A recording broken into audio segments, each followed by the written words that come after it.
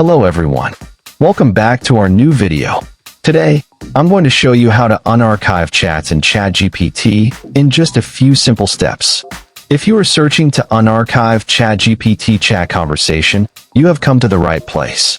But before we jump into it, don't forget to like this video and subscribe for more helpful tutorials. I've also added some useful tools and apps in the description, so be sure to check them.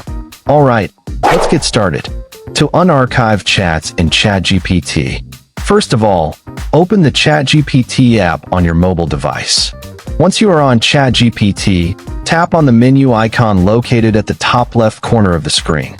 This will open a side panel showing your recent chats.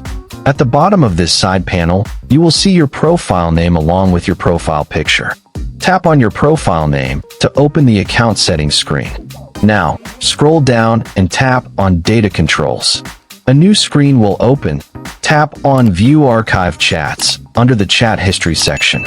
You will see a list of all your archived chats. Now, find the chat you want to unarchive. Long press on the chat until a pop-up appears. From here, tap on Unarchive. The selected chat will now be removed from the archive and restored to your main chat list.